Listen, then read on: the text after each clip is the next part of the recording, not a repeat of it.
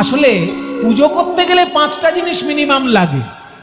যে কোনো ঠাকুর মশাই আপনার আশেপাশে থাকলে জিজ্ঞেস করে নেবেন।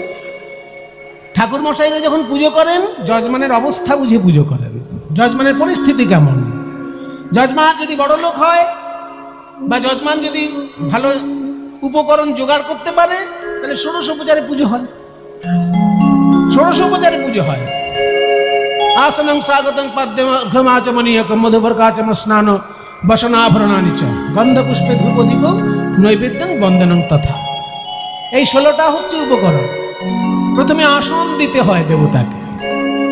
আসন মানে রূপোর পিঁড়ি, রজতা আসন, যদি যজমানের অবস্থা ভালো থাকে। কিন্তু গরিব যজমানেরও ব্যবস্থা আছে, এমন নয় যে গরিব হলে যে পুজো করতে পারবে না, তা নয়। বড় লোকের জন্য বড় লোকের ব্যবস্থা আছে, গরিবের জন্য ব্যবস্থা আছে। যেমন ইন্ডিয়ান রেল সার্ভিসের মধ্যে রেলে যেমন ওঠেন আপনি এসি, ফার্স্ট ক্লাস এসি নিতে পারেন। ফার্স্ট ক্লাস এসি পেলে পুরো দিকটাই আপনার হয়ে গেল। আর যদি জেনারেল টিকিট কাটেন আপনি পৌঁছে যাবেন দিল্লি, একটু ঠেলাঠেলি করে, হ্যাঁ একটু ঠাসাঠাসি করে বসে যেতে হবে। তো রেলে যেমন ফার্স্ট ক্লাস এসি টিকিটও আছে আবার জেনারেলও আছে, তেমনি উপাসনা শাস্ত্রে সব রকম ব্যবস্থা আছে। 16টা উপকরণ হচ্ছে কি? প্রথমে আসন, তারপর স্বাগত, আসনম স্বাগতং পাদ্যম মানে পা ধোয়ার জল, দেবতাজি আসলেন তার পা ধোয়ার জল দেওয়া। আসনং স্বাগতং পাদ্যম। তারপর অর্ঘ্যম, একটা ফুলের, যেমন অতিথি আসলে আমরা একটা ফুলের স্তবক হাতে দিই না?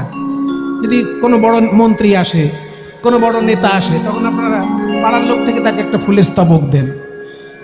কোনো গুণী লোক এলো আপনাদের পাড়ায়, তাকে একটা ফুলের স্তবক দেন। সেই রকম দেবতাকে যে অর্ঘ্যটা দেওয়া হয়, রূপ দুর্ব দিয়ে সাজিয়ে একটা অর্ঘ্য দেবতার উদ্দেশ্যে তৈরি করা হয়। তাহলে আসনম স্বাগতং পাদ্যম অর্ঘ্যম। তারপর হচ্ছে আচমনীয়কম, মুখ ধোয়ার জন্য জল দেওয়া হয়। তারপর মধুপর্ক। মধুপর্ক মানে 1 বাটি মধু দেবতার উদ্দেশ্যে দেওয়া হয়। যেমন কোনো অতিথি আসলে আগেই তাকে পেট ভর্তি ভাত দেওয়া হয় না, একটা মিষ্টির প্লেট তাকে আগে দেওয়া হয়।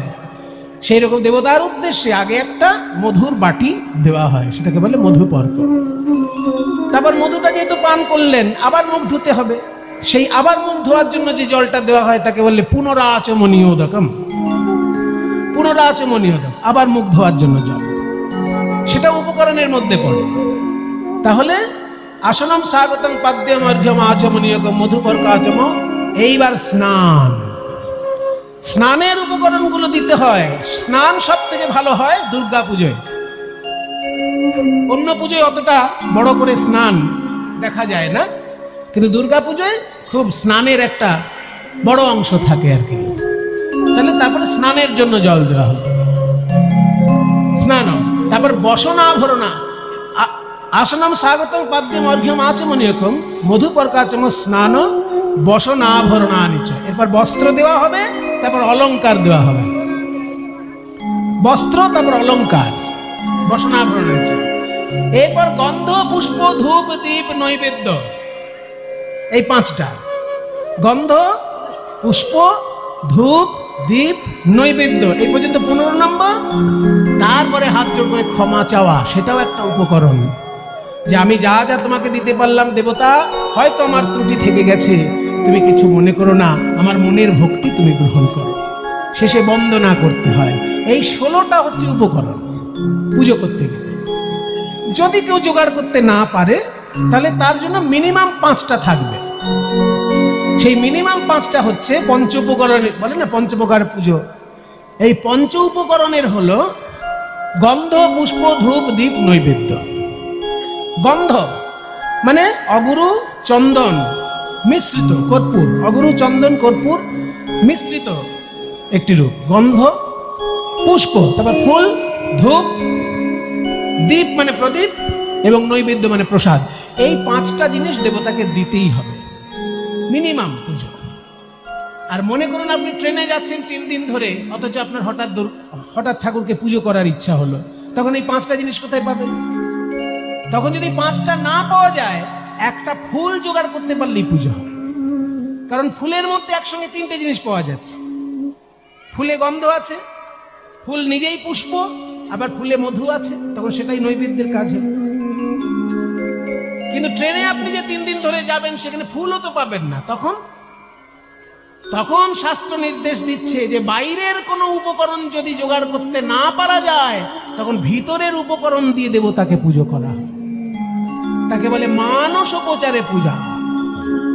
সেই ভিতরের উপকরণ কি না, চিত্তং প্রকল্পয়েত পুষ্পম প্রাণা ধূপম প্রকল্পয়েত। এগুলো সবার জেনে রাখা দরকার। যে মনে করুন আপনি ট্রেনে যাচ্ছেন, আপনার আরাধ্য দেবতাকে পুজো করার ইচ্ছে হলো, তখন ফুল পাবেন কোথায়? সেই জন্য তখন চিত্তটাই ফুল, তখন নিজের মনটাকে ফুল মনে করে আর দেবতার চরণ চিন্তা করে সেটা সমর্পণ করতে হবে। এটাই হলো মানসিক পুজো, বলে একে মানসোপচারে পূজা। তাহলে মনকে ফুল করে যখন দেবতাকে তুমি পুজো করবে, এই মন ফুল করতে গেলে মনের মধ্যে কি কি পোকামাকড় আছে সেগুলো জানা দরকার। তুমি একটা ফুল ভগবানকে দেবে, তাতে পোকা কিলবিল করছে, সে ফুল তো দিতে পারবে না। তাহলে মনটা যে তুমি ভগবানকে দেবে, মনের মধ্যে পোকা কি কি থাকে? আছে 5টি কাঁটা 6টি পোকা, আছে 5টি কাঁটা 6টি পোকা, 5টি কাঁটা গো, আছে 5টি কাঁটা 6টি পোকা, 5টি কাঁটা 6টি পোকা, 5টি কাঁটা গো, আছে 5টি কাঁটা 6টি পোকা, 5টি কাঁটা গো, 5টি কাঁটা 6টি পোকা, 5টি কাঁটা 6টি পোকা। 5টি কাঁটা আর 6টি পোকা আছে মন ফুলের মধ্যে। মন ফুলেতে যায় গো দেখা 5টি কাঁটা 6টি পোকা, মন ফুলেতে যায় গো দেখা 5টি কাঁটা 6টি পোকা। এই মন রূপী ফুলের মধ্যে 5টি কাঁটা আছে 6টি পোকা আছে। বাবা সাবধান। কিছু কিছু লোক ভাবছে কীর্তনিয়ার কাছে কীর্তন শুনে আমাদের লাভ হলো, প্রতিদিন ঠাকুরের জন্য একটু ফুল কিনতাম, এবার ফুলটা কেনা বন্ধ করে দেবো, ওই পয়সা ব্যাংকে জমিয়ে দেবো, কারণ মন ফুলে পুজো হয়ে যাবে। তো এই ধান্দাবাজি যদি কেউ করেছো বাবা, তাহলে কিন্তু অধঃপতনের শেষ। কারণ তোমার মনটা এখনো পরিষ্কার নয়, এই কথা শুনে বোঝা যাচ্ছে। মনটা যদি পরিষ্কার হতো, তাহলে এই পোকামাকড় গুলো মনের মধ্যে থাকতো না। মনের মধ্যে পোকা কয়টি? 6টি। কি কি? কাম, ক্রোধ, লোভ, মোহ, মদ, মাৎসর্য। এই কাম, ক্রোধ, লোভ, মোহ, মদ, মাৎসর্য পোকা যদি মনের মধ্যে কিলবিল করে, সেই মনটা ঠাকুরকে দেওয়া যাবে? আর 5টি কাঁটা হচ্ছে 5 রকমের অহংকার। জাতি, বিদ্যা, মহত্তঞ্চ, রূপ, যৌবনমেব চ যত্নেন পরিবর্জয়েৎ ভক্তেস্তু পঞ্চকণ্টকাঃ। শাস্ত্র বলছে ভক্তি জগতে 5টি কাঁটা মন থেকে সরিয়ে দেবে। কি কি? 5 রকমের অহংকার। প্রথমে জাতির অহংকার, আমি ব্রাহ্মণ। এই অহংকার যদি নিয়ে তুমি পুজো করতে বসো, তাহলে কিন্তু তোমার প্রথমেই পুজো ঠাকুর গ্রহণ করলেন না। তুমি যদি ব্রাহ্মণ হও সেটা তোমার সৌভাগ্য, কিন্তু সেটা নিয়ে তুমি অহংকার করলেই তোমারও কিন্তু ঠিক ঠিক পুণ্য লাভ হবে না পুজো করে। তুমি যদি ব্রাহ্মণ হও ভালো কথা, তুমি বাবার কাছ থেকে সংস্কার পেয়েছো, তোমার বাবা ঠাকুর দাদার কাছ থেকে সংস্কার পেয়েছে, তিনি তার বাবার কাছ থেকে পূর্বপুরুষানুক্রমে তুমি সংস্কারটা পেয়েছো। কিন্তু তাই বলে তুমি যদি অহংকার করে পুজো করতে বসো, তাহলে কিন্তু প্রথমেই পুজোটা একদম ওই 1 ঘটি দুধে গোচনা পড়ে গেল। তাই জাতির অহংকার ত্যাগ করতে হবে পুজো করতে গেলে। বিদ্যার অহংকার, আমি এত বড় পণ্ডিত, এইটা ভেবে নিয়ে যদি কেউ পুজো করতে বসে, তাহলে পুজোতে তার ভক্তি উদয় হবে না, শুধু মন্ত্র পাঠ হবে। তাই বিদ্যার অহংকার থাকা চলবে না। জাতিবিদ্যা, তারপর মহত্ব, আমি খুব বড় মানুষ, লোকে আমায় খুব মানে, এইটা যদি ভেবে তুমি পুজো করতে বসো, তাহলে তোমার ভক্তি উদয় হবে না। মহত্বের অহংকার ত্যাগ করতে হবে। জাতিবিদ্যা, মহত্ব। তারপর রূপ, আমি দেখতে খুব সুন্দর, আমি পুজোর সময় বসলে সবাই আমার দিকে তাকিয়ে থাকে, এই ভেবে যদি পুজো করতে বসো, তাহলে তোমার পুজো গ্রহণ করবে না। রূপের অহংকার। তারপর হচ্ছে যৌবনের অহংকার, আমি কি বুড়ো হাবড়াদের মতন উল্টো পাল্টা করবো, আমি যা করবো একদম ঠিকঠাক করবো। এই যে বুড়ো হাবড়া ভেবে তুমি নিজেকে যে বুড়োদের থেকে শ্রেষ্ঠ মনে করছো, এটা হচ্ছে যৌবনের অহংকার। এই 5 রকমের অহংকার ত্যাগ না করলে তোমার মন ফুল ঠাকুরের সেবায় লাগলো না। তাই 5টি কাঁটা 6টি পোকা, আছে 5টি কাঁটা 6টি পোকা। এই মন ফুলেতে যায় গো দেখা 5টি কাঁটা 6টি পোকা। এই মন ফুলেতে যায় গো দেখা 5টি কাঁটা ছয়টি পোকা। 5টি কাঁটা 6টি পোকা তোমার মন ফুলে, আর এই মন তুমি ঠাকুরকে দেবে কি করে? দিতে পারবে না। ওই জন্য কৃষ্ণ লীলা শোনার আগে গৌরাঙ্গ মহাপ্রভুর কথা শুনতে হয়। যদি কোনো ভক্ত হা গৌর প্রাণ গৌর বলে কাঁদতে পারে, তাহলে তার মন ফুল থেকে ওই 5টি কাঁটা 6টি পোকা সব দূর হয়ে যায়। হা গৌর প্রাণ গৌর বলে কাঁদতে পারলে মন ফুল থেকে কাঁটা পোকা দূর হয়ে যায়। আর সেই গৌরাঙ্গের সঙ্গে তুই ফুলের তুলনা করছিস, তাই শোন ফুল ও বাতিল। ওই যে বলছিলি সূর্য উদয় হয়ে যেমন সকলকে আলো দেয়, তেমনি গৌর সুন্দর জ্ঞানের আলো দেয়। কিন্তু সূর্য কি শুধু আলো দেয়? আলোর সঙ্গে তাপও দেয়, ভয়ঙ্কর তাপ সূর্যের। তাহলে সেই তাপ দেয় সূর্য, আর গৌর সুন্দরকে চিন্তা করলেই তাপ দূর হয়ে যায়। কি করে তুই সূর্যের সঙ্গে তুলনা করবি? প্রাত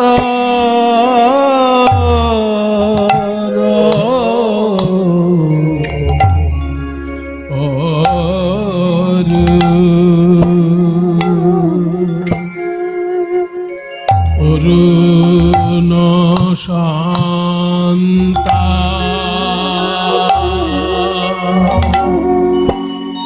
তাপরে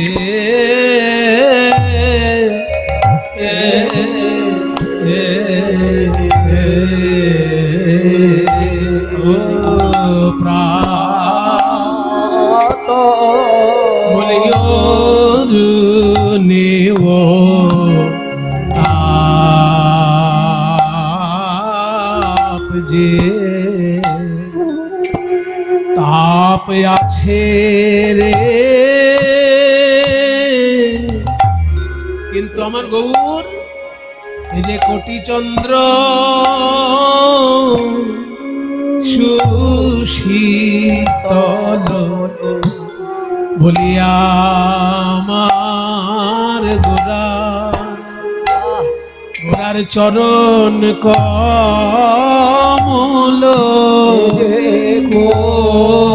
কোটি চন্দ্র সুশীতল তল বলি আমার গোরার চরণ কমল কোটি চন্দ্র সুশীতল বলি আমার গোরার চরণ কমল কোটি চন্দ্র সুশীতল আমার গোরার চরণ কমল কোটি চন্দ্র সুশীতল বলি আমার গোরার চরণ কমল কোটি চন্দ্র সুশীতল একবার শরণ নিলে প্রাণ হয় শীতল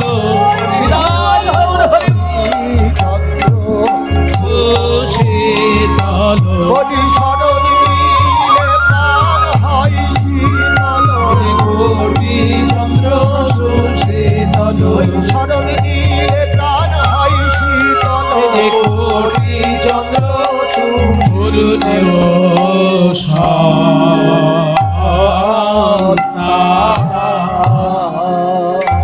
তাপ আছে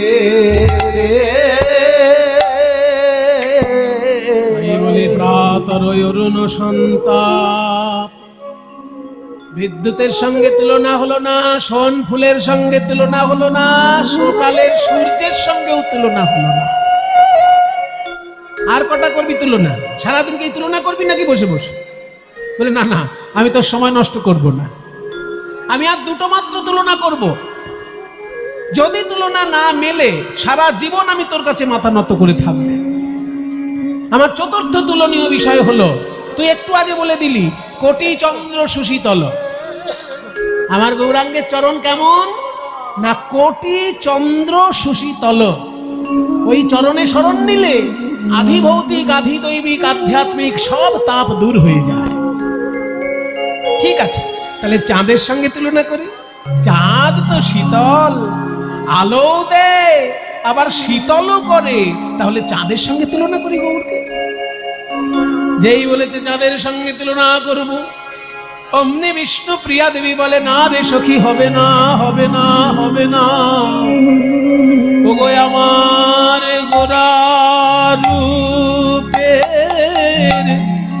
গোরা রূপের, গৌরাঙ্গ রূপে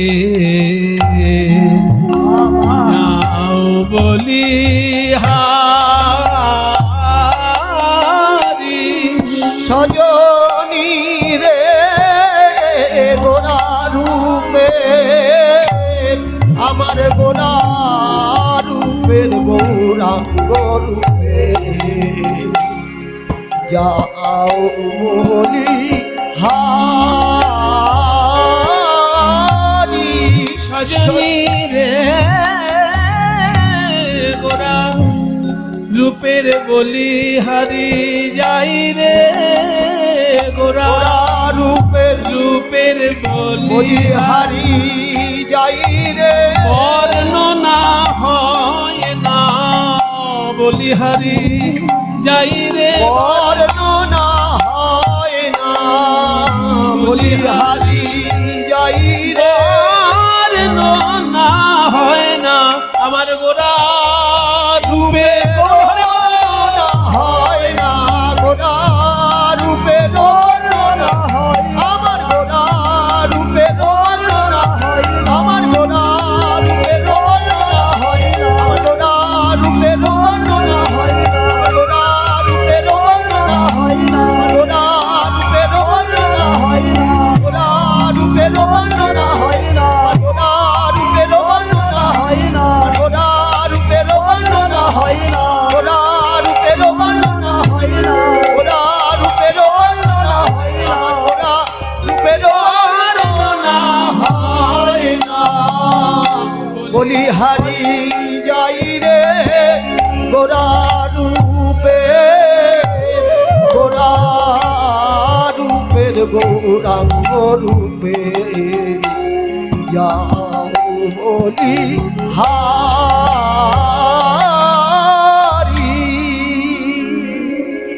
আকাশের চাঁদ কারোর কাছে শুনল যে নবদ্বীপে একটা নতুন চাঁদ উদয় হয়েছে। হ্যাঁ, নতুন চাঁদ নবদ্বীপে, তার নাম কি? তার নাম গৌর চাঁদ। আচ্ছা, তার কাজ কি? তোমার যা কাজ তারও তাই কাজ, তবে তার একটু বেশি কাজ আছে। তুমি যেমন শীতল আলো দাও, তেমনি গৌর সুন্দর সকলের মনের তাপ দূর করে দেয়। হ্যাঁ, মনের তাপ, মনের তাপ দূর করার ক্ষমতা তো আমার নেই। আমি আকাশের চাঁদ, আমার শীতল আলোতে মানুষের অঙ্গের তাপ দূর হতে পারে, শরীরের তাপ দূর হতে পারে, কিন্তু মনের তাপ তো দূর হয় না। তাহলে তোমাদের গৌরাঙ্গ চাঁদ মনের তাপ দূর করে? হ্যাঁ, মনের তাপ দূর করে। তাহলে তো একবার দেখতে হয় কেমন চাঁদ। হেরি সুধা করো, হেরি সুধা করো, মুরছি চরণ তলে। আকাশের চাঁদ যখন গৌর চাঁদকে দেখতে এলো, নবদ্বীপের গৌর চাঁদকে যখন আকাশের চাঁদ দেখতে এলো, ওই গৌর রূপে নয়ন দিয়ে আকাশের চাঁদ আকাশ থেকে আছাড় খেয়ে পড়ল গৌর চরণে। চাঁদ মনে মনে ভাবতে লাগলো, আমার তো শীতল আলো, কিন্তু কারোর মন পর্যন্ত আমি পৌঁছতে পারি না, কিন্তু আমার গৌরাঙ্গের ভক্তি, গৌরাঙ্গের প্রেম মানুষের মনের তাপ দূর করেছে। তাহলে তো ওই গৌরের সঙ্গে আমার তুলনা হয় না। তাহলে আমি ওই চরণে গিয়ে আশ্রয় নিই। চরণে আশ্রয় নেব কি করে? পদকর্তা তো রসিক হয়, তাই রসিক পদকর্তা বলল, আকাশ থেকে চাঁদ লাফ দিয়ে পড়ল পৃথিবীতে, আর পৃথিবীতে পড়ে গিয়ে 10টা টুকরো হয়ে গিয়ে যেন গৌরাঙ্গের চরণের 10টি নখ রূপে বিরাজ করছে। হে ঋষুধা করো মুরছি চরণতলে পড়ু। অজ্ঞান হয়ে চরণতলে পড়ল কিভাবে? 10 নখ রূপ ধরি, 10টা নখ রূপ ধারণ করে গৌরের চরণে রয়ে গেল। পড়ু 10 নখ রূপ ধরি। আহা মরি রে পড়ু 10 নখ রূপ ধরি। আহা মরি রে পড়ু 10। আকাশের চাঁদ এসে শরণ,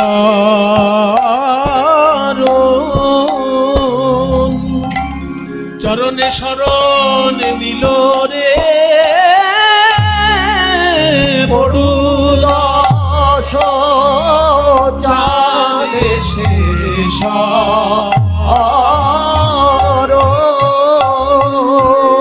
ওগো আমায় চরণ ছাড়া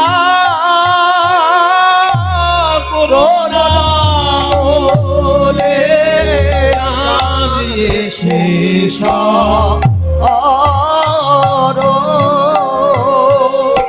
আমায় চরণ ছাড়া করো না বলে কৃপা করে যদি শরণ দিলে চরণ ছাড়া করো না বলে। কৃপা করে যদি শরণ দিলে চরণ ছাড়া করো না বলে। করে যদি শরণ দিলে চরণ ছাড়া করো না বলে। কৃপা করে যদি শরণ দিলে চরণ ছাড়া করো না বলে। কৃপা করে যদি শরণ দিলে চরণ ছাড়া করো না বলে। চাঁদ এসে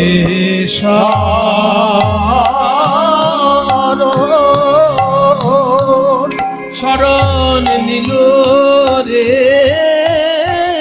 পড়ু 10 নখ ধরি। চাঁদের সঙ্গেও তুলনা হলো না, 4টে তুলনা বাতিল হয়ে গেল, আর একটা মাত্র তুলনা পড়ে আছে। এটা যদি না মেলে তাহলে বিষ্ণুপ্রিয়ার কাছে আমি হেরে যাব এবং সারা জীবন মাথা নত করে থাকতে হবে আমায়। বিষ্ণুপ্রিয়া বল সখী, আমার পঞ্চম এবং শেষ তুলনীয় বিষয় হচ্ছে একটা দামি ধাতু সবাই খুব ভালোবাসে, বিশেষ করে মেয়েদের যখন বিয়ে হয় তখন মেয়ের বাবার খুব চিন্তা হয়ে যায় যে ওই দামি ধাতুটা আমি কিনবো কি করে, তাই না? সোনা সোনা, সোনাকে কে না ভালোবাসে? তাহলে সোনার সঙ্গে গৌকে তুলনা করে দিই। হ্যাঁ, উনি আবার বলছেন এখন 80,000 ছুঁই ছুঁই সোনা, তাহলে 10 গ্রামে 80,000-এর কাছাকাছি পৌঁছে গেছে। তাহলে সোনার সঙ্গে তুলনা করা যায়, কারণ গৌরসুন্দরকে দেখতে যেমন সোনার মতো উজ্জ্বল, তারপরে সোনা লোকে অলংকার করে, গৌরাঙ্গকেও লোকে অলংকার করে, ভক্ত যারা তারা গৌরকে অলংকার করে ধারণ করে। তাহলে সোনার সঙ্গে তুলনা করি, যেই না সোনার সঙ্গে তুলনা করবে বলেছে অমনি সোনার সঙ্গে তুলনা করা যায় না বলে বিষ্ণুপ্রিয়া বলে, ওগো সখী সুবরণ বরণ সুবরণ বরণ হেরি নিজ সুবরণ সুবরণ বরণ হেরি নিজ কুবরণ। সোনা সোনা একবার গৌরাঙ্গ মহাপ্রভুর দিকে দেখে আর একবার নিজের দিকে দেখে। লোকে বলে আমার সঙ্গে নাকি গৌরাঙ্গের তুলনা হয়। আমি সারা জীবন লোকের অলংকার হয়ে থাকছি, আর গৌরাঙ্গ তো সেদিন জন্মগ্রহণ করল। তাই সোনা যখন গৌরকে দেখতে এলো, একবার গৌরাঙ্গের দিকে দেখে আর একবার নিজের দিকে দেখে, আর নিজের প্রতি ঘৃণা জন্মাচ্ছে। গৌরাঙ্গকে দেখছে, হাঁ করে দেখছে, আর নিজেকে যখন দেখছে, সুবর্ণ বরণ, সুবর্ণ মানে সোনা, সুবর্ণ মানে সোনা, বরণ মানে রং। একবার নিজের রং দেখছে, একবার গৌরের রং দেখছে। তারপর মানি আপন মনস্তাপে, নিজেকে হীনমন্যতায় ভুগছে সোনা। নিজের দিকে তাকিয়ে ঘেন্না হচ্ছে নিজের উপর। হেরি নিজ কুবরণ সুবর্ণ বরণ, হেরি নিজ কুবরণ বরণ, হেরি নিজ কুবরণ মানি আপন মনস্তাপে, সজনীরে মানিয়া মন মনস্তাপে। নিজের দিকে তাকিয়ে যখন নিজের উপর ঘেন্না হচ্ছে, কেন ঘেন্না হলো? নাই সোনা ভাবছে লোকে আমাকে ভালোবাসে, আমাকে ভালোবেসে হার করে গলায় পরে, আংটি করে আঙুলে পরে, কিন্তু আমি যে কঠিন, আর আমার গৌর চরণ যে কোমল। শুধু কি তাই? আমি শুধু কঠিন তা নই, আমাকে যদি কেউ পরে তার অহংকার হবার সম্ভাবনা আছে, কিন্তু গৌরাঙ্গকে যদি কেউ অলংকার করে তার কি অহংকার হবার সম্ভাবনা আছে? তাই গৌরাঙ্গের সঙ্গে আমার তুলনা হয় না। আমি আগুনে ঝাঁপ দেব, আমি আগুনে ঝাঁপ দেব। ওগো শ্যাকরা, তুমি বরং আমাকে আগুনেই ফেলে দাও। লোকে বলে শ্যাকরা সোনাকে পুড়াচ্ছে, কিন্তু পদকর্তা বলছে না না, সোনাই শ্যাকরাকে অনুরোধ করছে যে গৌরাঙ্গের সঙ্গে তো আমার তুলনা হয় না, তাই তুমি বরং আমাকে আগুনেই পুড়িয়ে দাও, আগুনে পুড়িয়ে দাও।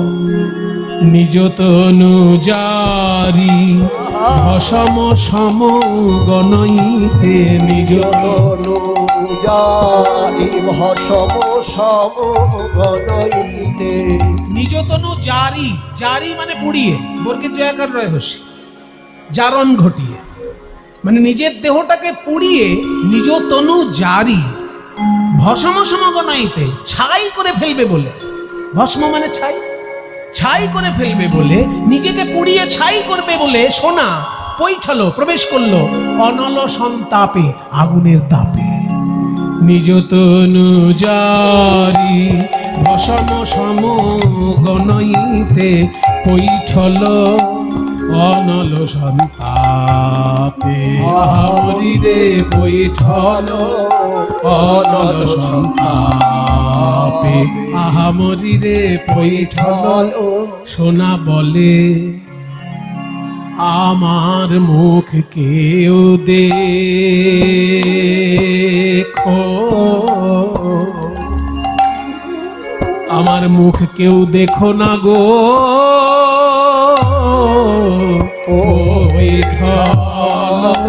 বলে আমার মুখ কেউ দেখো, কেউ দেখো না গো,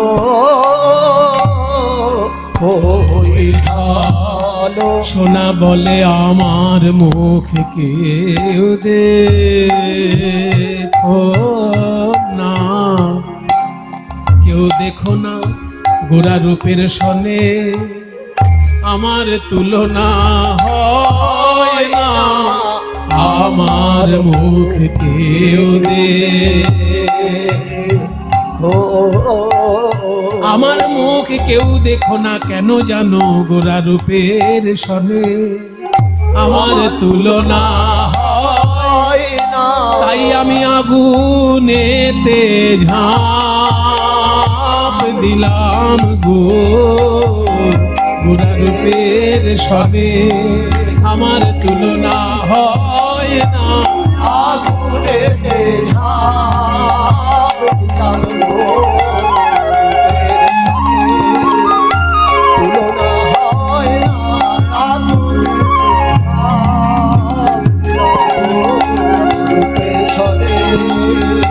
তুলনা হয় না, আগুনেতে ঝাঁপ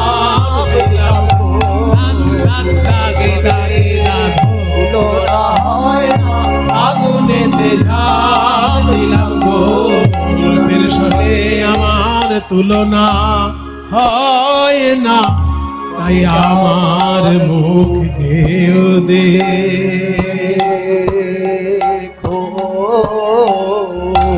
কেউ দেখো না গো পৈঠল অনল সোনার সঙ্গেও তুলনা হলো না, কারণ সোনা পড়লে অহংকার হতে পারে, সোনা পড়লে ব্যথাও লাগতে পারে। এই যে আংটিগুলোর মাথা যদি খোঁচা বেরিয়ে থাকে তো কারোর গায়ে লেগে যেতে পারে না, লাগে না? কানের দুল যে মায়েরা পরে, বেশি ভারী কানের দুল হলে কান কেটে যায় না? বেশি ভারী কানের দুল যদি কারোর পরা অভ্যাস থাকে দেখবেন কান কেটে যায়। কিন্তু গৌরাঙ্গকে হৃদয়ে ধারণ করলে কারোর কি হৃদয় কেটে যায়? বরং সংসারের ঘাত প্রতিঘাতে যদি হৃদয়টা ভেঙে চুরে চৌচির হয়ে থাকে, ওই গৌরাঙ্গকে স্মরণ করলে তার ভাঙা হৃদয় জুড়ে যায়। আর একটা কথা, সোনার গয়না পরে রাস্তাঘাটে ঘাটে হাঁটলে অনেক সময় ভয় লাগে কেউ কেড়ে নেবে না তো, চুরি ছিনতাই হবে না তো। কিন্তু গৌরাঙ্গকে যারা হৃদয়ে ধারণ করে ঘোরে তারা বুক ফুলিয়ে রাস্তায় হাঁটে আর বলে কি জানো, আমি গৌর রতন করে যতন রাখবো হিয়ার মাঝে, গৌর ভূষণ করব ধারণ আমার যেখানে যেমন সাজে। গৌর রতন করে যত রাখবো হিয়ার মাঝে, গৌর ভূষণ করব ধারণ যেখানে যেমন সাজে। গৌর বরণ ফুলের ঝাপায় লোটন বাঁধব চুলে, সজনী রে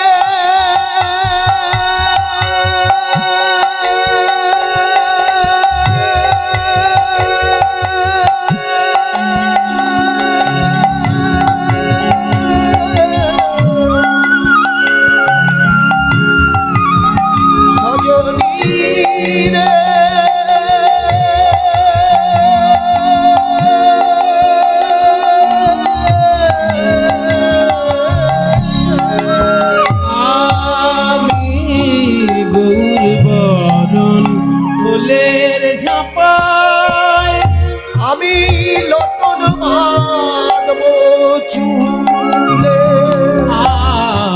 আর গৌর বলে গৌরব করে একদিন পথে যাব চলে, আমি আমি গৌর বলে গৌরব করে পথে যাব চলে। সেদিন আমি কারো মানা মানব না গো, আমি কারো মানা মানব না গো। যেদিন গৌর বলে চলে যাব, আমি কারো মানা মানব না গো। যেদিন গৌর বলে চলে যাব, সেদিন কারো মানা মানব না গো।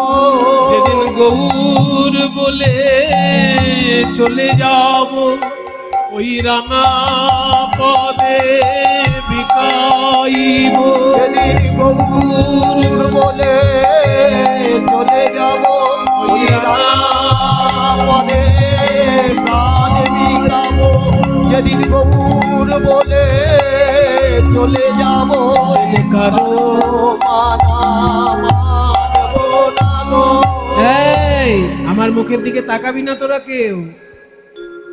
আমি যেমন গৌর রূপে উন্মাদ হয়ে গেছি, আমার মুখের দিকে যদি তোরা তাকাস তোদের কিন্তু একই অবস্থা হবে। কেউ তাকাবি না আমার মুখের দিকে। কাঞ্চনা সখী আমার দিকে যেন তাকাবি না, তাহলে আমার মতো অবস্থা হবে কিন্তু।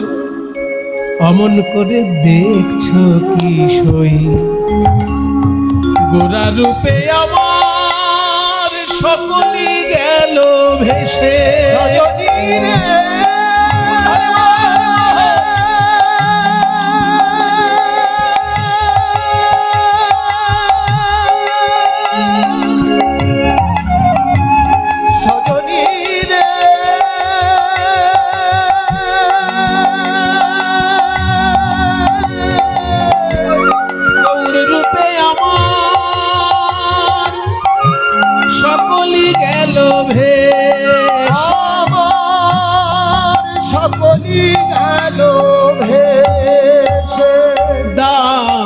লোচন বলে কুতূহলে দেখবো বসে বসে।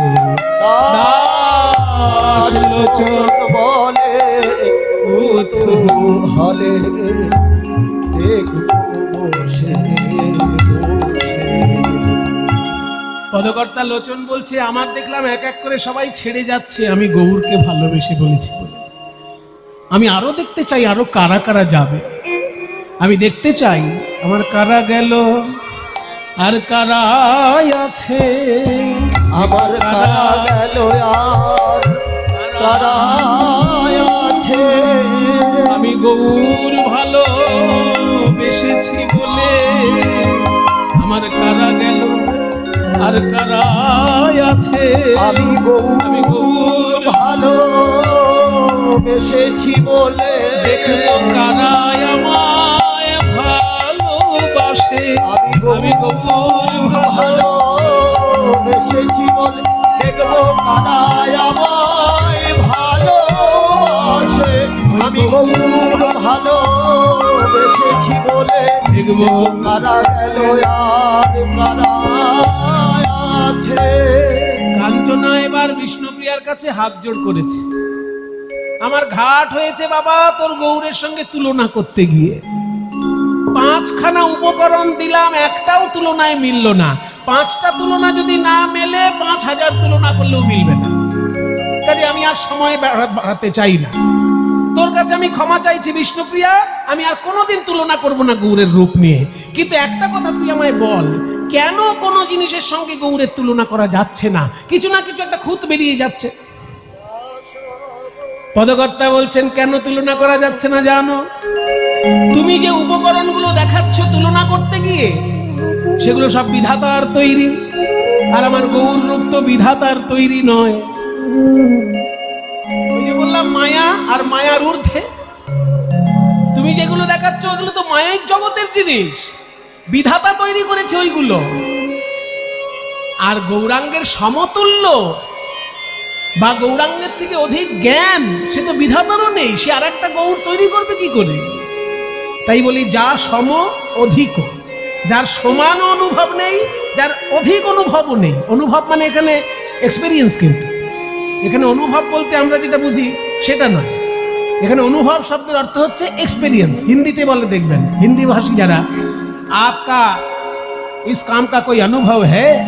হিন্দিতে যখন ইন্টারভিউ হবে তখন এরকম জিজ্ঞেস করে, ইস কাম কা আপকা কোই অনুভব হ্যায়, মানে এই কাজের কোনো এক্সপেরিয়েন্স আছে আপনার? এখানে অনুভব মানে এক্সপেরিয়েন্স। এখানে অনুভব মানে আমি ওই যে অনুভব করছি এখন গরম লাগছে, অনুভব করছি ঠান্ডা লাগছে, ওই অনুভব নয়। কিন্তু এখানে অনুভব মানে এক্সপেরিয়েন্স।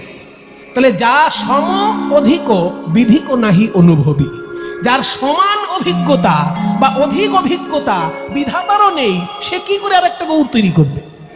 যা সম অধিক বিধিক নাহি অনুভবী, যা সম অধিক বিধিক নাহি অনুভবী, তুলনা দিবার নাহি ঠোর। আহারি রে তুলনা দিবার নাহি ঠোর। আহারি রে তুলনা দিবার নাহি ঠোর। তুলনা করার কোনো উপায় নেই, কারণ বিধাতার ঘটে অত অনুভব নেই যতটা গৌরের আছে। তুলনা দিবার নাহি ঠোর। আহারি রে জগদানন্দ গহত বহুবতু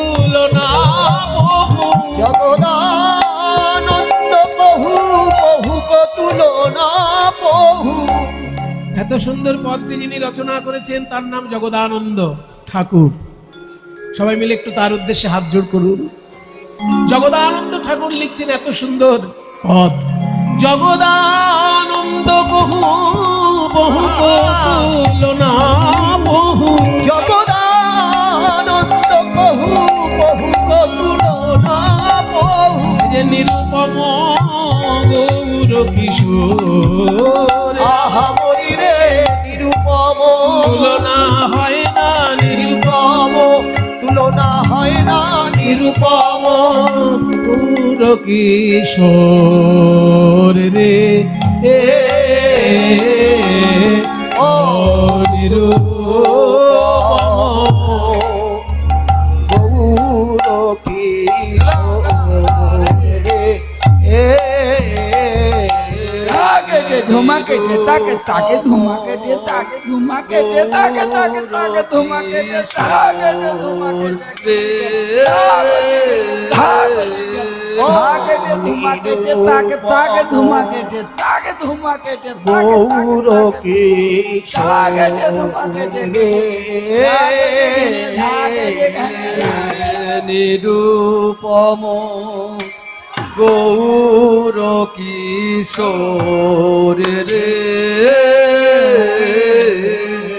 ও নিরুপম গৌর কি ভাবের আদান প্রদান করুন, ভাবের আদান প্রদান। নিরূপম গৌর কিশোর রে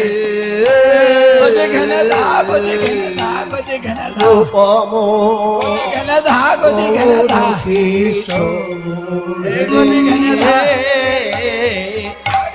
নিরূপম গৌর কিশোর রে ও নিরূপম গৌর কিশোর হে খেটা ধৈয়া ধেনা ধৈয়া তেরে খেটা নাগে ধেনা ধৈয়া তেরে খেটা নাগে ধেনা ধৈয়া রুতা ঠাল ঠাল ধুমা খেটা গিটি তাকি তাকে তাকে তোকে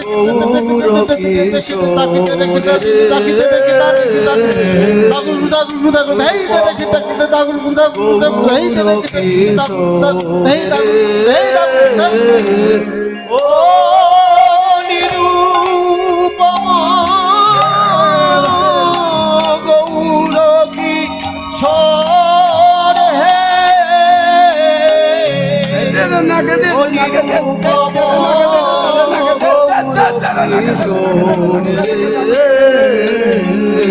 নিরূপম গৌর কিশোর রে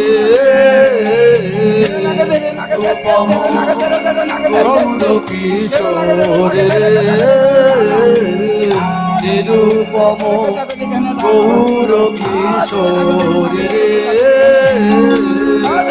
নিরূপম গৌর কিশোর রে নিরূপম গৌর কিশোর রে নিরূপম গৌর কিশোর রে ও নিরূপম গৌর কিশোর রে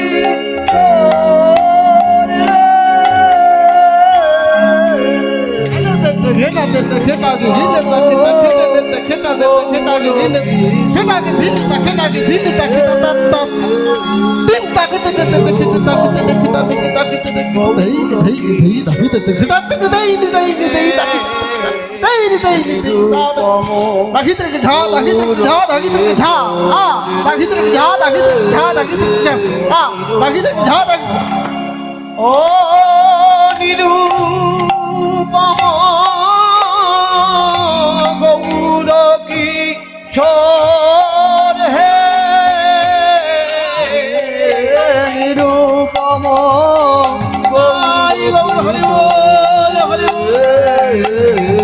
নিরূপম গৌর কিশোর হে নিরূপম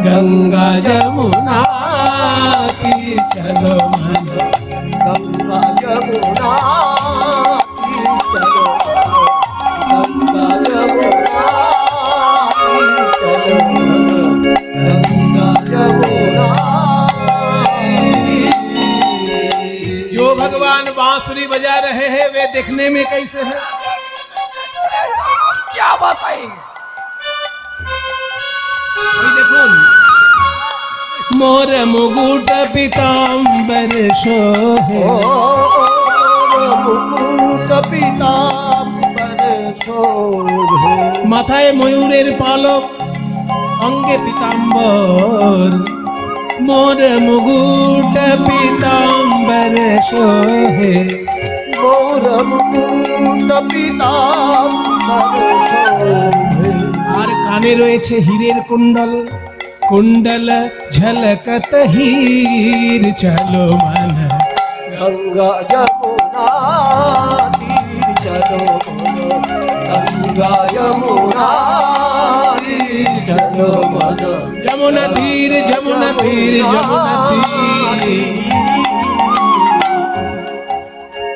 এই যে ভগবান সুন্দরভাবে নাচছেন, এত সুন্দর ভজনটি লিখলেন কে? যিনি রাজস্থানের রাজকন্যা শ্রীকৃষ্ণকে ভালোবেসে সব কিছু ত্যাগ করে পথে নেমেছিলেন, সেই মীরাবাই। मीरा के प्रभु गिरधर नागर, मीरा के प्रभु गिरधर नागर, ओ मीरा के मीरा के मीरा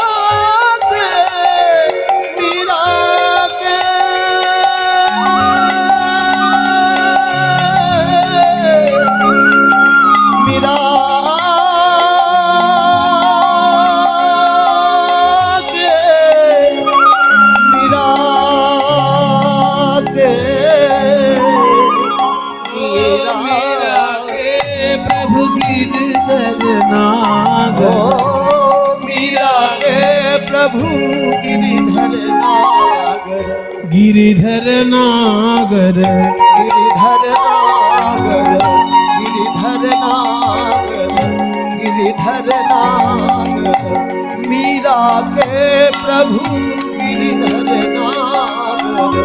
चरण कमल उनके चरण कमल, चरण कमल पर शीर चलो गंगा जमुना तीर चलो, गंगा जमुना तीर यमुना तीर जमुना तीर जमुना, यमुना तीर जमुना तीर जमुना, यमुना तीर जमुना तीर जमुना तीर।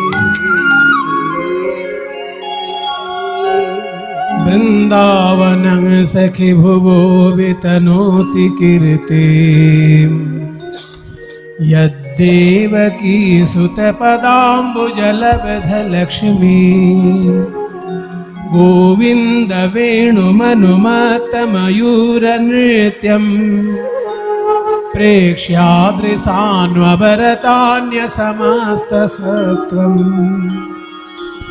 বৃন্দাবনম সখি ভুবো বিতনোতি কীর্তিম, মানে ওই দেখ বৃন্দাবনের কীর্তি সারা পৃথিবীতে ছড়িয়ে পড়েছে। বৃন্দাবনম সখি ভুবো বিতনোতি কীর্তিম।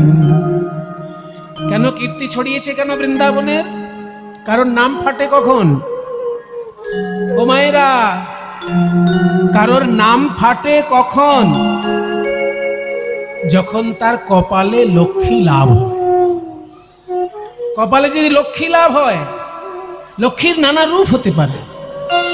তা লক্ষ্মী যদি কপালে লাভ হয় তার নাম ফাটে। যেমন মনে করুন আপনার কোনো একটা চায়ের দোকানে একটা ছেলে কাপ প্লেট ধোয়ে, আর যেই চা খেতে আসে সে বকা দেয় তাকে, এই ছেলে প্লেট নিয়ে যা, পরিষ্কার কর। কিন্তু সেই ছেলেটি যদি একটা লটারির টিকিট কেটে 1 কোটি টাকা পায়, বলুন কি অবস্থা হবে? তখন কেউ আর তাকে বকা দেবে? তখন ওই ছেলেটার নাম পেপারে ছড়িয়ে যাবে, অমুক ছেলে চায়ের দোকানে কাপ প্লেট ধোয় কিন্তু সে লটারিতে 1 কোটি টাকা পেয়েছে। তখন দেখবেন সেইখানের যিনি মন্ত্রী তিনিও ছুটে আসছেন তার সঙ্গে দেখা করার জন্য, যদি একটু চাঁদা পাওয়া যায়, যদি একটু পার্টির চাঁদা পাওয়া যায়, তাই না? তো যে সারা জীবন বকা খেয়েছে লোকের কাছে, সে যখনই 1 কোটি টাকার একটা লটারি পেয়েছে, অমনি দেখবেন পৃথিবী জুড়ে তার নাম সবাই জেনে গেছে। ঠিক তেমনি বৃন্দাবনের নাম শাস্ত্রের পাতায় পাতায় কেন? না তার কপালে লক্ষ্মী লাভ হয়েছে। এখানে লক্ষ্মীটা কি? না শ্রীকৃষ্ণের চরণ কমল। দেবকী সুত পদাম্বুজ লব্ধ লক্ষ্মী। দেবকী সুত মানে দেবকীর ছেলে অর্থাৎ কৃষ্ণ। দেবকী সুত পদাম্বুজ মানে শ্রীকৃষ্ণের চরণ কমল। দেবকী সুত পদাম্বুজ লব্ধ লক্ষ্মী। চরণ কমল রূপী লক্ষ্মী লাভ করেছে বৃন্দাবন হৃদয়ে, তাই শাস্ত্রের পাতায় পাতায় তার নাম। এবার শ্রীকৃষ্ণ এসে কি করলেন? শুধু পুজো গ্রহণ করেছেন তা নয়, এত সুন্দর বাঁশি বাজিয়েছেন। গোবিন্দ বেণু মনোমাত ময়ূর নৃত্যম। এত সুন্দর তিনি বাঁশি বাজিয়েছেন বৃন্দাবনের হাটে মাঠে, যে ময়ূর ভাবছে আকাশে মেঘ ডাকছে, বাঁশি তো নয়, যেন আকাশে মেঘ ডাকছে, এই ভেবে পেখম তুলে নৃত্য করছে। গোবিন্দ বেণু মনোমাত ময়ূর নৃত্যম। আর সেই ময়ূরের নাচ দেখে, বাঁশি শুনে, প্রেক্ষ্যাদৃশান্ববরতান্য সমস্ত সত্ত্বম। অন্য সমস্ত জীব আনন্দে মুখরিত হয়ে রয়ে। এই সেই বৃন্দাবন। আজকে সন্ধ্যাবেলায় রাধারানী কথা বলতে বসেছেন সখীদের কাছে। বিকেল বেলায় যখন জল আনতে গেছিলেন যমুনার ধারে, যমুনার ধারে জল আনতে গেছিলেন সখীদের সঙ্গে, কিবা যমুনা যাইয়া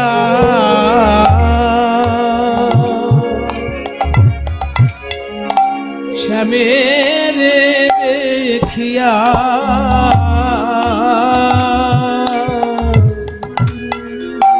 ঘরে আইল বিনোদিনী।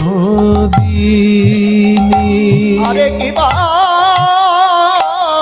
যমুনা যাইয়া শ্যামের দেখিয়া ঘরে আইল বিনোদিনী। এবার বিরলে বসিয়া কাঁদিয়া কাঁদিয়া, ওই বিরলে বসিয়া কাঁদিয়া কাঁদিয়া হেয়ায় শ্যামরূপ খানি। ওই বিরলে বসিয়া রাধে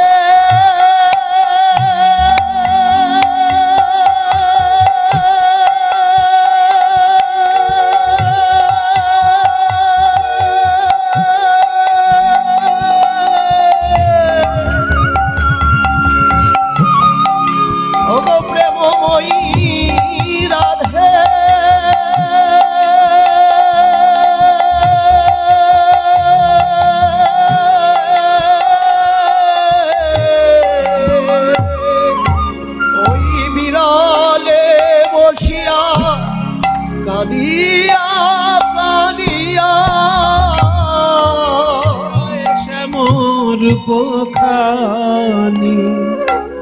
আজ হেন কালে তথা আইলা ললিতা রাই দেখিবার তরে আজ হেন কালে তথা আইলা ললিতা রাই দেখিবার তরে। বলে কি লাগিয়া ধনী এমন কইলে অপরাধে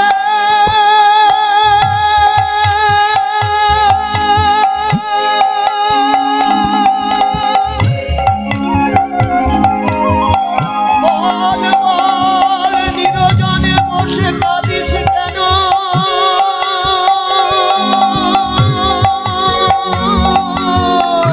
বল রাধে বল, একবার রাধে কথা বল।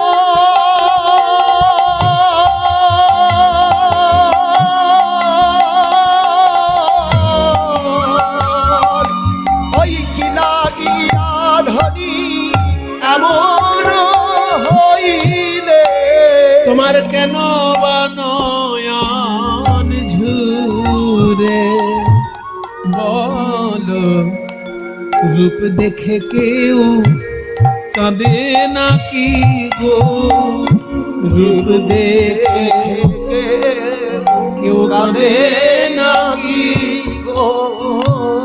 বল গো রাধে তোর মনের কথা, রূপ দেখে কেউ কাঁদে নাকি গো, বল বল গো রাধে তোর মনের কথা, রূপ দেখে কেউ কাঁদে নাকি গো। বিকেল বেলায় জল আনতে গেছিলেন রাধারানী সোনার কলসি কাঁখে নিয়ে, আর ওই সোনার কলসি কাঁখে নিয়ে যখন কেউ জল ভরে বাবা, এখনকার দিনে এই দৃশ্যগুলো তো আর দেখা যায় না, আগে ছিল। সোনার কলসি কাঁখে নিয়ে যদি কেউ জল ভরে, দেখবেন জলটা ভরার সময় ওই কলসিটা একটু জলের উপর ঘুরায়, যায়নি তাই? সোনার কলসি, ওই সোনার কলসিটা পরিষ্কার জল নেবে বলে এরকম ঘুরিয়ে যখনই ডুবাতে গেছে, এদিক ওদিক তাকাচ্ছে, আমি তো কুলো কামিনী, আমাকে কেউ দেখছে না তো আড়াল থেকে।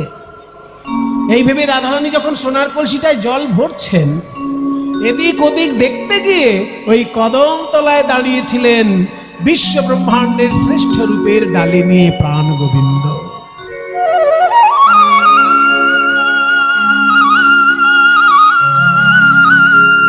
আর ওই বৃন্দাবন চন্দ্রের রূপে যেই না নয়ন গিয়েছে আমার রাধারানীর, হাত থেকে সোনার কলসি ভেসে গেল, সোনার কলসি ভেসে গেল হাত থেকে। খালি কলসিতে যখন বাড়িতে এসেছে, জটিলা কুটিলার কি বকাবকি, অবাও চোখের মাথা খেয়েছ, দেখতে পাও না? দামি সোনার কলসি দিয়ে পাঠালাম, জলে ভাসিয়ে দিয়ে চলে এলে। আহা, কোন বাপের ঘরের মেয়েকে জানে? ললিতা বিশাখা বলছে, দেখুন জটিলা মা, আমাদের রাধারানীর সোনার কলসি হারিয়ে ফেলেছে, নিশ্চয়ই অন্যায় করেছে। সোনা হারানো তো ভালো জিনিস নয়, তাও আবার সোনার কলসি, অন্যায় করেছে। কিন্তু তা বলে আপনি যা তা বলে ওকে কথা বলবেন না, কারণ রাধারানী হচ্ছে রাজার মেয়ে। আপনার সোনার কলসি যদি লাগে, একটা জায়গায় আমরা দুটো আনিয়ে দেবো ওর বাবার বাড়ি থেকে, কিন্তু ওকে যাতা বলে অসম্মান করবেন না। ওর মনের খবর আমরা নিচ্ছি, আপনি আমাদের কাছে ছেড়ে দিন রাধারানী। হ্যাঁ হ্যাঁ তাই করো, ওই রাজকন্যাকে তোমরাই সামলাও, সোনার কলসি হারিয়ে এসেছে, পোড়ামুখী। রাধারানীকে নিয়ে ললিতা বিশাখা জটিলা কুটিলার হাত থেকে বাঁচিয়ে কুঞ্জবনে এনে বলছেন, বল রাধে এবার আমাদেরকে বল, সোনার কলসি কি করে হারালি? লোকে সোনার আংটি হারাতে ইতস্তত, সোনার আংটি হারায় না লোকের, আর তুই সোনার কলসি হারিয়ে ফেললি? হ্যাঁ, এই তুই তো রাজার মেয়ে, তুই তো সাধারণ মেয়ে নয়, তুই অনেক পড়াশোনা করেছিস, বুদ্ধিমতী, তোর মেধা আছে, বুদ্ধি আছে, সোনার কলসি কি করে হারালি? রাধারানী বলছে, ললিতা রে, তোরাও কি আমার শাশুড়ি ননদির মতো অন্ধ হলি? হ্যাঁ, কি বলছিস?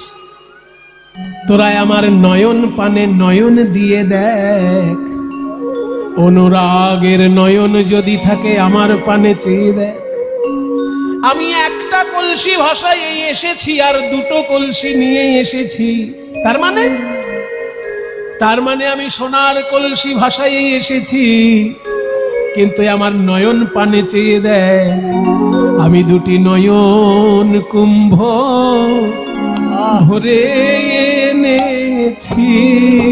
দুটি নয়ন কুম্ভ ভরে এনেছি, গোবিন্দের রূপ সাগরে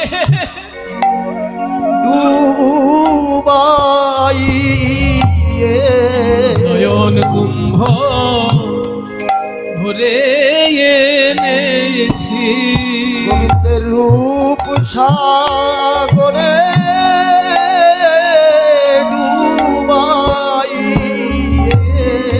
যে দেখিবে কৃষ্ণানন তারে দিল বিধি দুটি নয়, তাহে দিল বিধি দুটি নয়, আমায় কেন কোটি নেত্র নাহি দিল,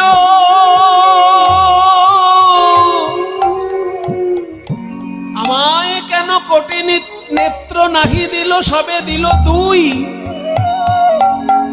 আর তাহাতে নিমেষ পক্ষ কি দেখিব মুই। কোটি নেত্র নাহি দিল, শুধু দিল দুই, তাহাতে নিমেষ পক্ষ কৃষ্ণ কি দেখি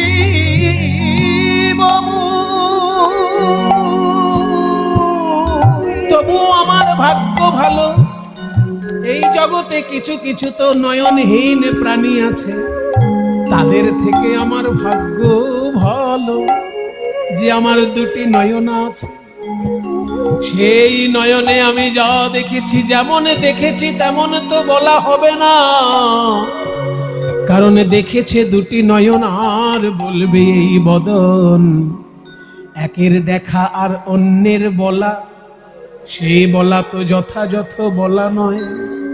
তবু যা দেখেছি আমি আমার ওই বৃন্দাবন চন্দ্র গোবিন্দের রূপ, তোদেরকে বলবো শোন আমার গোবিন্দের শ্রীমুখমণ্ডল, কি অপূর্ব তার রূপের শোভা। ও আস্তে মায়েরা, কথা নয়। এবার একটি যে গান গাওয়া হচ্ছে, খুব গুরুত্বপূর্ণ গান, গানটির কথাগুলো আগে শুনুন, নাইলে আমরা যখন তাল গাইব বুঝতে পারবেন না।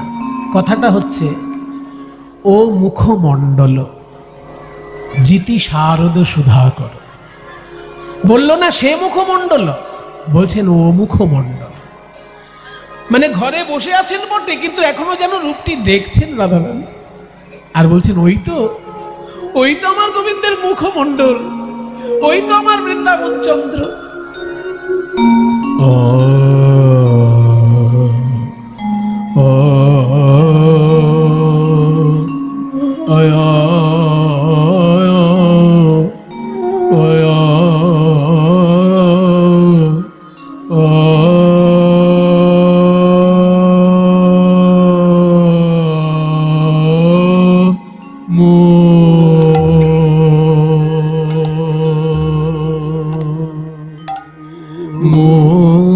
মুখ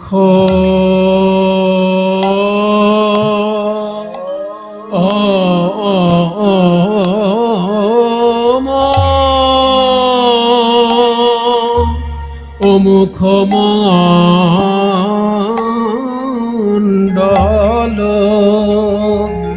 আরে ও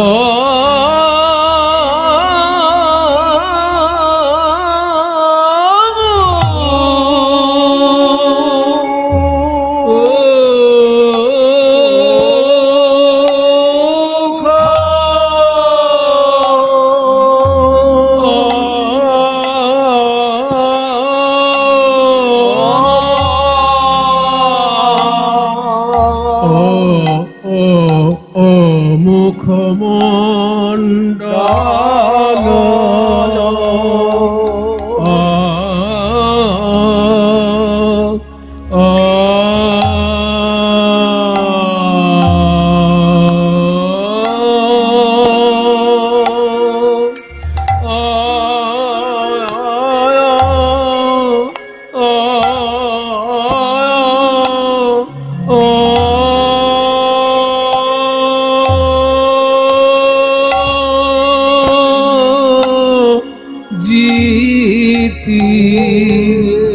মুখমণ্ডল জিতি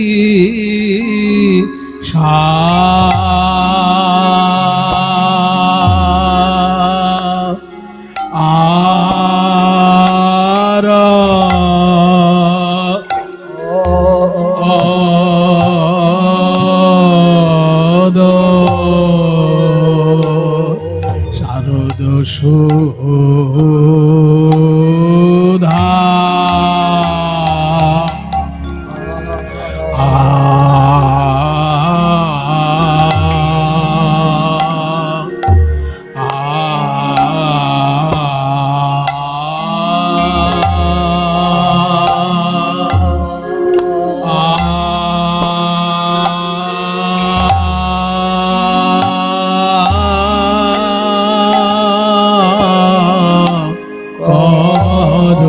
আরে ও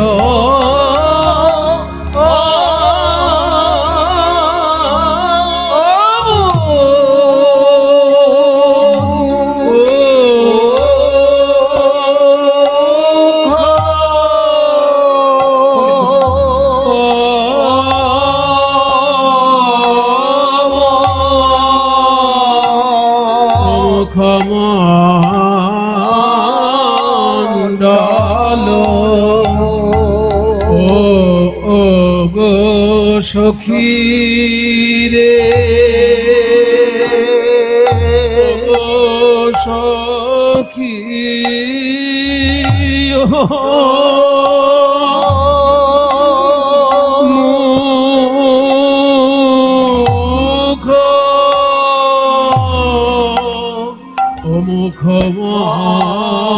মুখমণ্ডল এই গো সখী সেজি আস্তে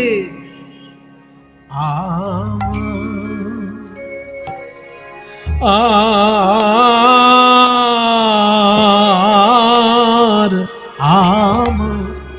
সে গোবিন্দ যে আমার আমার আর কারো নয় আমার আমার আমারে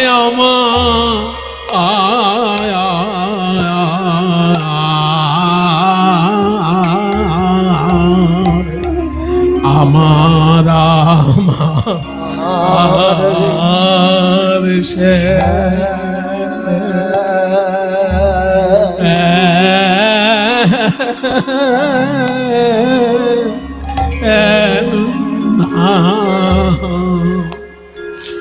শ্যামনা গো রে গো মুখমণ্ডল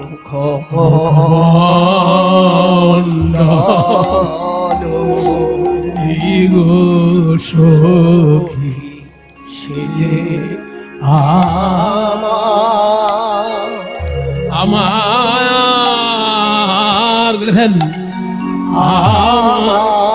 শ্যামক একবার যে দেখে ওগো যে দেখেছে তা সেই তো সেই তো যা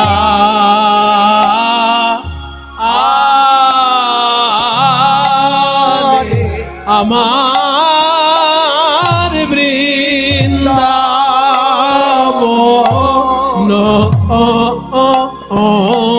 চাঁদে বৃন্দাবন চাঁদে একই মুখ রে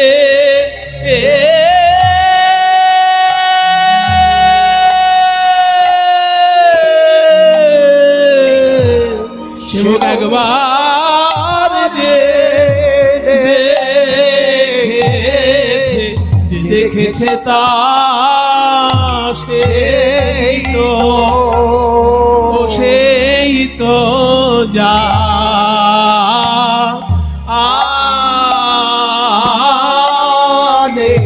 আমার বৃন্দাবন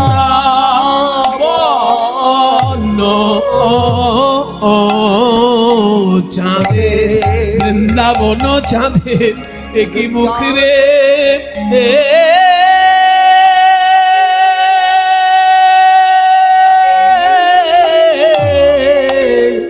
সেমকে একবার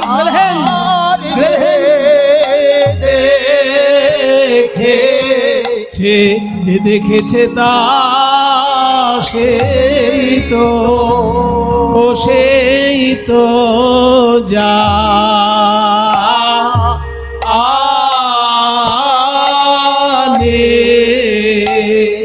কেবল সেই তো জানে, আমি জানবার কথা নয়, সেই তো জানে গো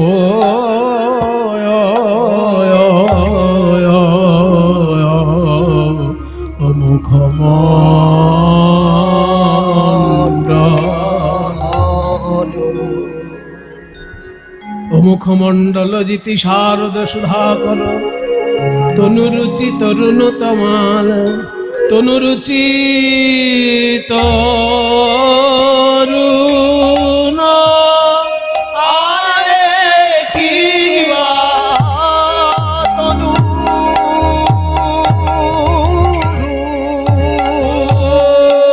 চিত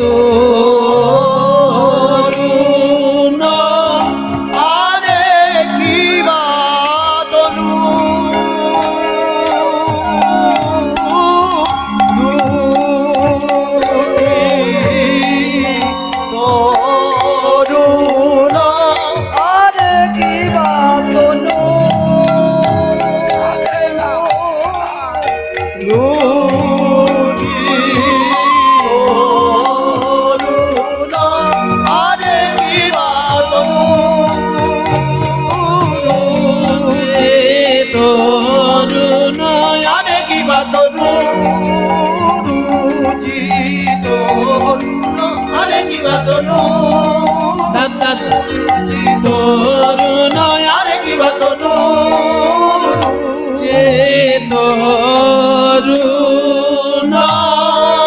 ও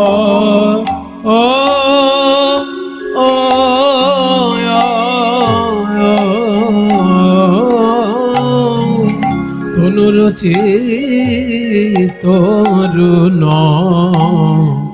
তরুণ তমাল রে ওই শ্যাম বিনোদিয়ার তো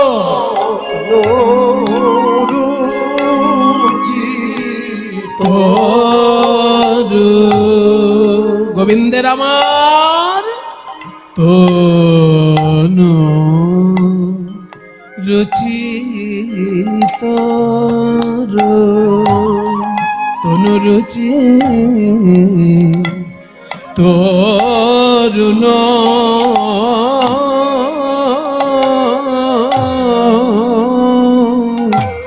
তরুণ তমাল রে ওই শ্যাম বিনোদিয়ার তো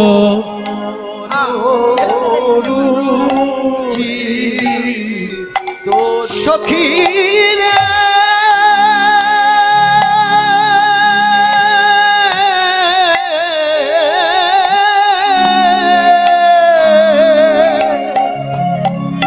ওই বেলিয়া সকালে যমুনার ঘাটে জল আনতে গিয়ে দেখি ঘাটে একটি রূপের মানুষ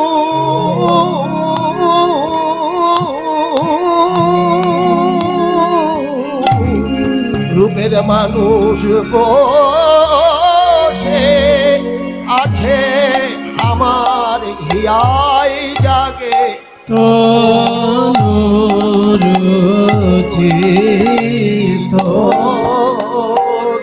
কি বলবো সখী রে চাঁদ যিনি শ্যামের বদন চাঁদ আর তমাল যিনি শ্যামের তনুখানি হঠাৎ দেখে আমার এই মনে হয় যেন নিষ্কলঙ্ক তমাল গাছে অকলঙ্ক পরিপূর্ণ চাঁদ ফলেছে হেই মা কিবা বাতার তনু সেই রূপ আমার হে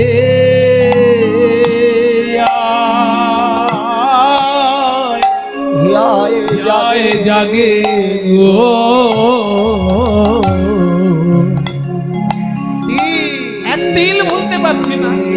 পাশো আমার হৃদয় আগুনে সেই রূপ রয়েছে সখী তিলেক পাশরিতে নারী সখী রে সেই রূপ আমার হিয়ায়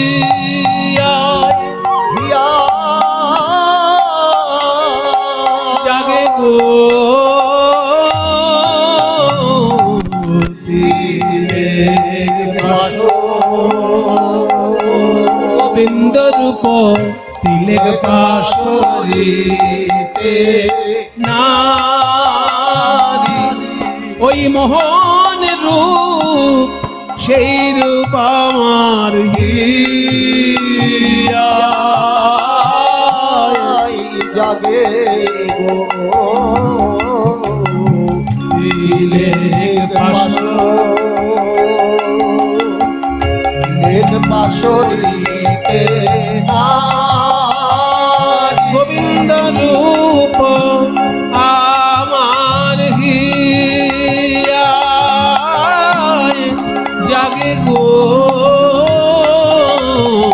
তিলেক পাশো ওই রূপ তিলেক পাশরিতে নারী সেই রূপ আমার হিয়ায় জাগে গো তিলেক পাশো পাশরিতে নারী সেই রূপ আমার হিয়ায় জাগে গো তিলেক পাশো হরিতে নারী সেই রূপ আমার হিয়ায় জাগে গো তিলেক পাশো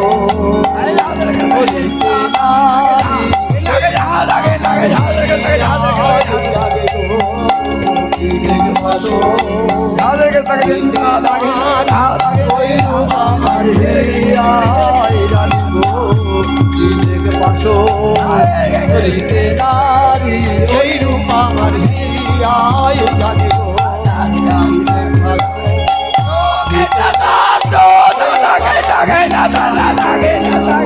তিলেক পাশো আরে ও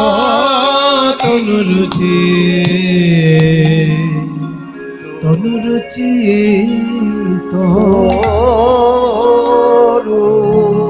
ভগবানের রূপ হয় না হয় না? খুব জটিল প্রশ্ন বাবা। ভগবানকে দেখা যায় না দেখা যায় না? পৃথিবীর বড় বড় ধর্ম মোটামুটি 4টে ধর্ম। আমি বড় বলতে বোঝাচ্ছি জনসংখ্যা যে ধর্মে বেশি। সব ধর্মেরই নিজস্ব দর্শন আছে, নিজস্ব সাহিত্য আছে, নিজস্ব মূল্য আছে। সব ধর্মের সমান মূল্য ঈশ্বরের কাছে। ঈশ্বরের কাছে কোনো ধর্ম বড়, কোনো ধর্ম ছোট নয়।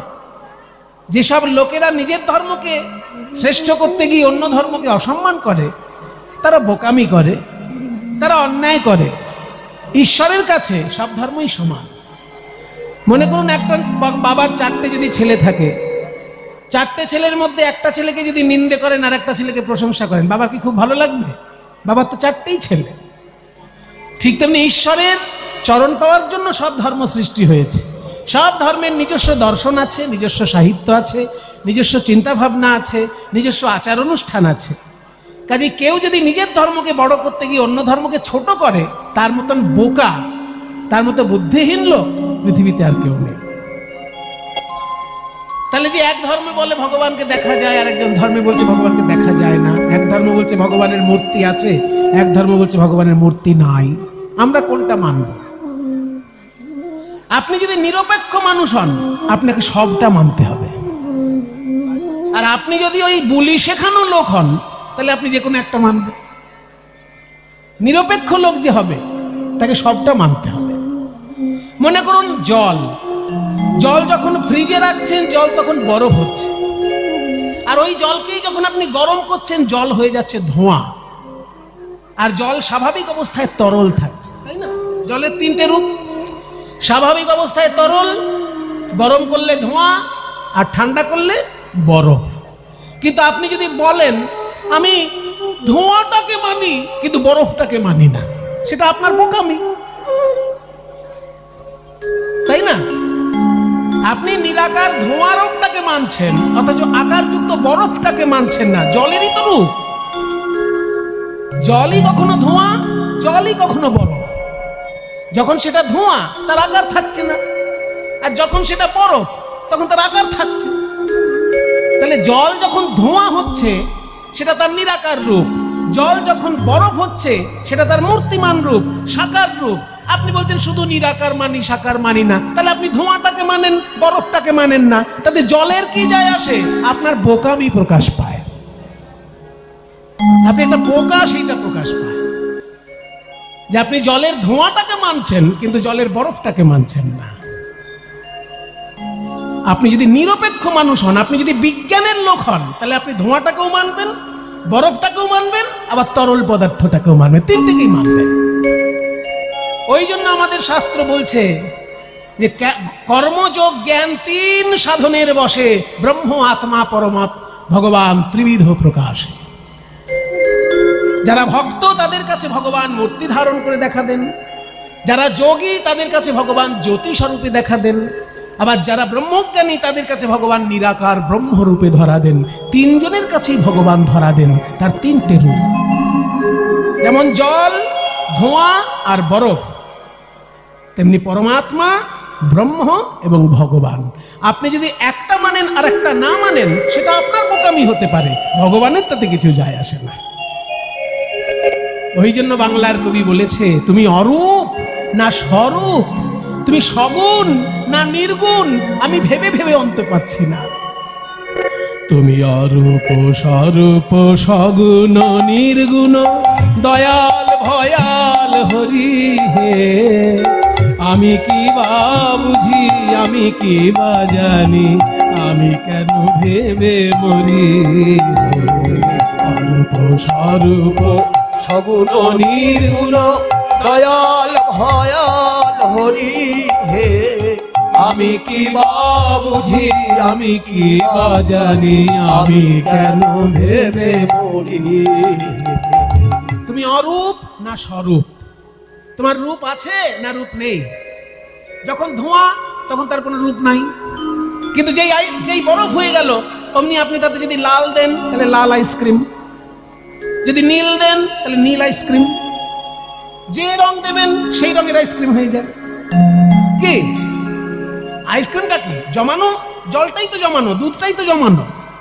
তাহলে যখনই ধোঁয়া হয়ে গেল তার কোনো রং থাকলো না, কিন্তু যেই সেটা আইসক্রিম হয়ে গেল অমনি নানান রঙের হতে পারে। তুমি অরূপ স্বরূপ সগুণ নির্গুণ, দয়াল ভয়াল। কখনো তুমি দয়াল, গৌরাঙ্গ মহাপ্রভু রূপে তুমি যখন আসছো দয়াল, মেরেছ কলসির কানা তা বলে কি প্রেম দেব না, নিতাই চাঁদের বাণী, এ তো দয়াল রূপ। বুদ্ধদেব অহিংসা পরম ধর্ম, দয়াল রূপ। কিন্তু নরসিংহ হিরণ্যকশিপুকে মেরে তার নারী ভুড়িগুলোকে নিয়ে গলায় মালার মতো করছে, ভয়াল রূপ। তুমিই দয়াল, আবার তুমি কখনো ভয়াল। দয়াল ভয়াল হরি হে, আমি কি বা বুঝি, আমি কি বা জানি, আমি কেন ভেবে মরি।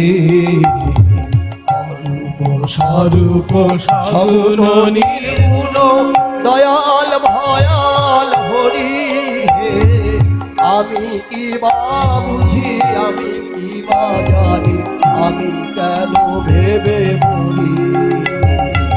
কি বলে এসেছি কেমনে বা যাব, তা ভাবিয়ে কেন জীবন কাটাবো। কি বলে এসেছি কেমনে বা যাব, তা ভাবিয়া কেন জীবন কাটাবো। তুমি আনিয়াছ তোমারেই পাবো, তাই শুধু মনে করি। বাবা যখন ছেলেকে মেলায় বেড়াতে নিয়ে আসে, ছেলের কি কোনো টেনশন থাকে যে আমি বাড়ি যাব কি করে, টোটো পাবো না বাস পাবো না ট্রেন পাবো? ওসব টেনশন ছেলের থাকে, ওসব বাবার। বাবা ছেলেকে সঙ্গে করে এনেছে, ফিরানোর দায়িত্ব বাবার, ছেলের অত টেনশন কার? তুমি আনিয়াছ তোমারেই পাবো এই শুধু মনে করি।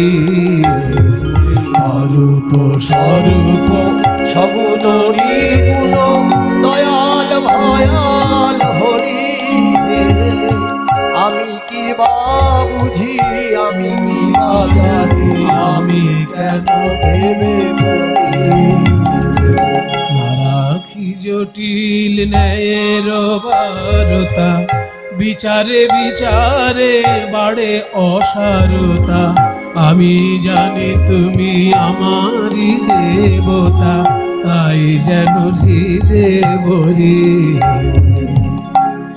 তাই বলে ডাকি প্রাণ যাহা চায়, ডাকিতে ডাকিতে জীবন জুড়ায়। তাই বলে ডাকি প্রাণ যাহা চাই, ডাকিতে ডাকিতে জীবন জুড়াই। যখন যে রূপে মন ভরে রয়ে, আস্তে আস্তে, যখন যে রূপে, তোমারই তো সব রূপ। তুমি কখনো কৃষ্ণ রূপে, কখনো রাম রূপে, কখনো নরসিংহ রূপে, আবার কখনো কালী রূপে, কখনো দুর্গা রূপে, তুমিই তো নানান রূপে। কাজে আমাকে যখন সুযোগ দিয়েছো তোমার নানা রূপ দেখার, আমার সেটাই সৌভাগ্য।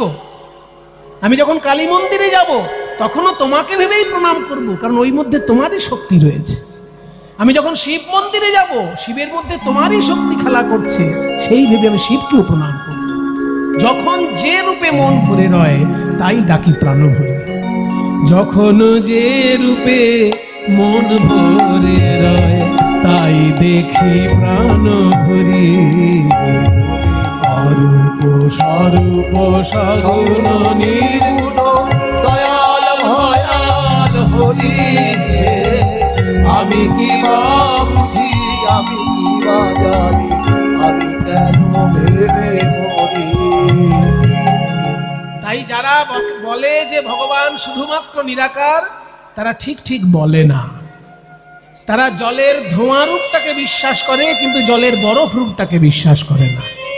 যারা বিজ্ঞানী তারা ধোঁয়াটাকেও বিশ্বাস করে, বরফটাকেও বিশ্বাস করে, কারণ দুটোই জলের রূপান্তর।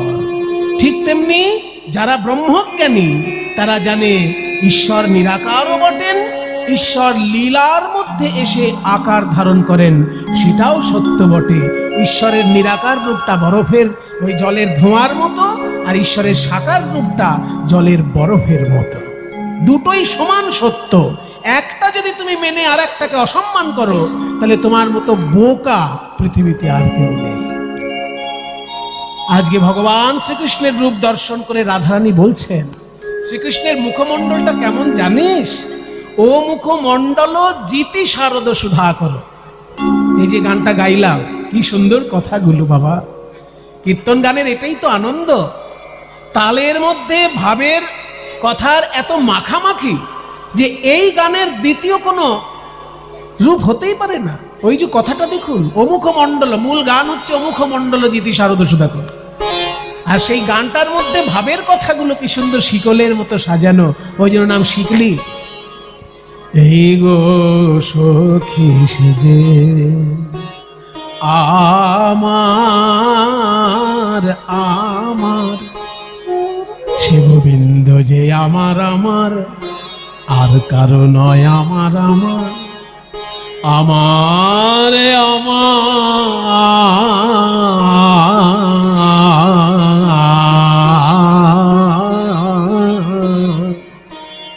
এইসব ভাব গুরু ধরে না শিখলে এইসব জিনিস আসবে না বাবা। এগুলো কখনো শুনে শুনে হয়ে যায় না। আমার পরম সৌভাগ্য, এই গান আমি যার কাছে শিখেছিলাম তিনি শ্রী নীলমণি দাস মহাশয়। এই মুর্শিদাবাদের বড় বিখ্যাত গায়ক ছিলেন যামিনী মুখোপাধ্যায়। ওই যামিনী মুখার্জির দোহার ছিলেন নীলমণি দাস। তিনি এই গানটি আমাকে শিখিয়েছেন। এই যে কথা, কথার সঙ্গে যে সুর, তার সঙ্গে ভাব, এগুলো অন্য কোনো গানে এত আন্তরিকতার সঙ্গে বলা হয় বলে আমার মনে হয় না। সে গোবিন্দ যে আমার আমার, আর কারো নয় আমার আমার, আমার আমার।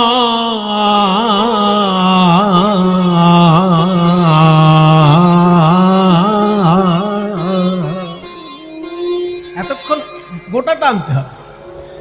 আমার আমার শ্যাম না